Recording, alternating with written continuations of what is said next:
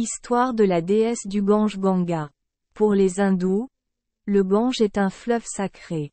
Quiconque se baigne dans ce fleuve sera soulagé de ses péchés dans la vie et pourra se libérer de la réincarnation. La crémation est également souvent aspergée dans le Gange avec la croyance que l'âme des morts ira au paradis. La rivière est personnifiée comme une déesse vénérée par les hindous. C'est la déesse Ganga. Il existe de nombreuses versions sur l'origine de la déesse Ganga. Il y a une histoire selon laquelle elle a été créée à partir de gouttes d'eau contenues dans la gourde d'eau bénite de Brahma. Il y a aussi une histoire selon laquelle, après que Brahma ait personnellement lavé les pieds du Seigneur Vishnu, il a collecté les gouttes d'eau pour laver les pieds pour créer Ganga. La déesse Ganga est représentée comme ayant la peau blanche, portant une couronne blanche et sa monture est un crocodile. La main droite de Ganga tenait un nénuphar, sa main gauche tenait une guitare. À cette époque, Ganga était encore au paradis. À cette époque, un roi nommé Sagara donna naissance à 6000 fils. Un jour, le roi Sagara accomplit un rituel pour bénir le royaume. Un élément indispensable du rituel était le cheval, mais le cheval a été volé par le dieu solaire Indra. Sagara a ordonné à tous ses fils d'aller partout sur terre à la recherche du cheval. Ils ont trouvé le cheval juste à côté de l'endroit où méditait le moine Kapila. Croyant que le moine avait volé le cheval, ils lui jetèrent des insultes, provoquant l'interruption de la pratique de la mortification. Pour la première fois depuis de nombreuses années, le moine ouvrit les yeux et regarda les fils de Sagara. Avec ce seul regard, les 6000 garçons ont soudainement pris feu jusqu'à ce qu'ils meurent tous et ne puissent plus s'échapper. Les âmes des princes du roi Sagara s'éloignèrent parce qu'ils n'avaient pas encore eu de cérémonie d'adieu.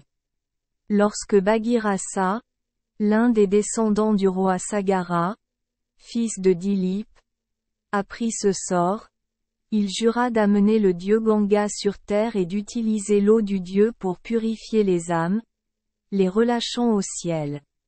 Bhagirasa a prié Brahma de laisser Ganga descendre sur terre. Brahma était d'accord. Il ordonna à Ganga de descendre sur terre et de purifier les âmes pécheresses des ancêtres de Bhagirasa afin qu'ils puissent s'échapper au ciel. Ganga a estimé que c'était vraiment une insulte. Elle a décidé que lorsqu'elle atteindrait le monde inférieur, elle utiliserait son pouvoir pour anéantir la terre. Bhagirasa était au courant de ce complot, alors il a prié le dieu de la destruction, Shiva, d'empêcher Ganga de descendre sur terre.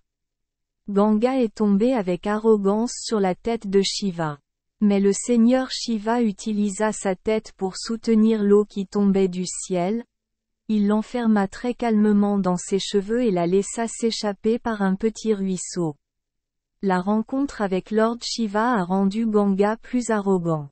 Lorsque Ganga est descendue dans le monde inférieur, elle a créé un autre courant pour rester sur terre et aider à purifier les âmes malheureuses d'ici.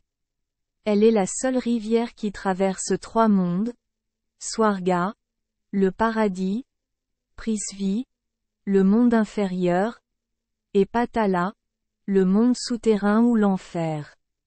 Par conséquent, le dieu est appelé Tripataka, celui qui voyage à travers les 3 mondes, en sanskrit. C'est pourquoi le Gange est divisé en 3 rivières. L'une coule à travers le ciel, l'autre à travers la terre et l'autre à travers l'enfer. En raison des efforts de Bhagirasa, Ganga, la rivière est également appelée Bhagirati, et le mot Bhagiras Prayatna est utilisé pour décrire les efforts héroïques ou les succès obtenus malgré les difficultés.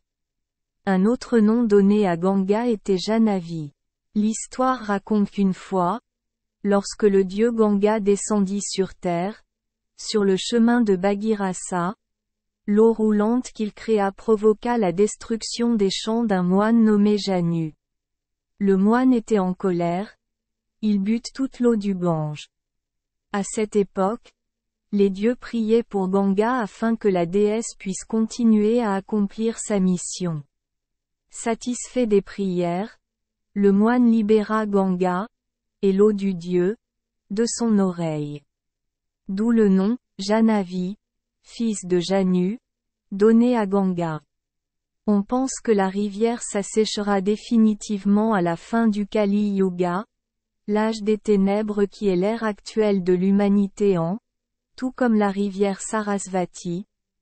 Après l'assèchement du Gange, cette époque a également pris fin. Selon le cycle, la prochaine ère sera Satya Yuga, l'ère de la vérité. Merci les enfants des Esperluette Croisillon 39. Avoir écouté des contes de fées au jour Esperluette Croisillon 39. 8. Espérons que les histoires apporteront aux enfants des moments heureux et significatifs.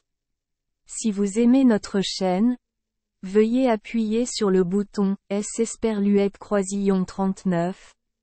Abonner, pour ne manquer aucune histoire intéressante.